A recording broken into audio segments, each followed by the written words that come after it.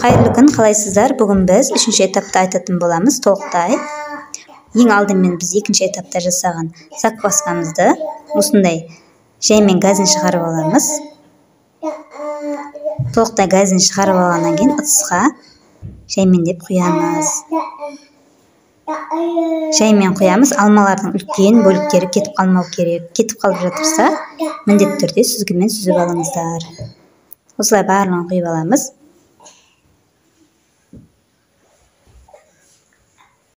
Осы закваскамыз биздин баклажкада 3 күн бою турду, какпак ачылмастан жылы жерде турду. Сосын катарынан 3 күн тагы газын чыгардык. Жалпылама айтканда 5 күн убакыт кетти. 5 күндөн кийин биз осундай камыр илейтин боламыз. Енді осылай алмалы суумузду биз өлчөп атырмыз. Грамм 456 грамм болду. Енді осы 456 граммга унумузду, электен өткөзүлгөн унумузду косамыз. Унумуз 456 грамм болу керек. Тагы да 200 грамм артык косамыз. Сонда баарлыгы 1112 граммдай болу керек. Міндетті түрдө биздин унумуз биринчи сорттуу болу керек. Биринчи сорттуу болсо биздин унумуз жакшы, тестimiz жакшы көтөрүлөтүн болот. Міне осылай 1112 грамм болду ровно.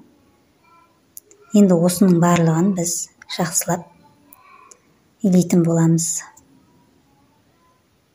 Осылай илеп аласыздар.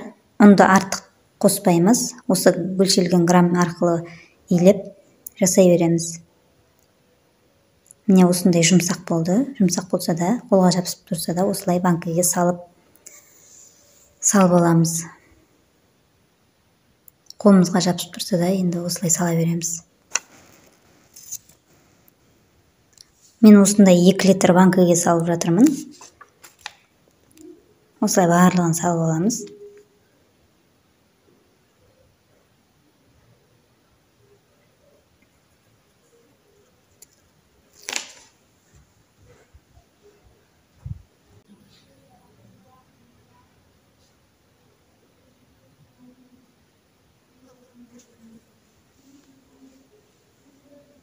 Енді біз қақпағын жауып, осыны біз жылы жерге 7-8 сағатқа қоямыз. Сонда біздің банкымыздың ішінде көтерілетін болады закваскамыз. Осылай майлықпен орап, жылы жерге қоямыз.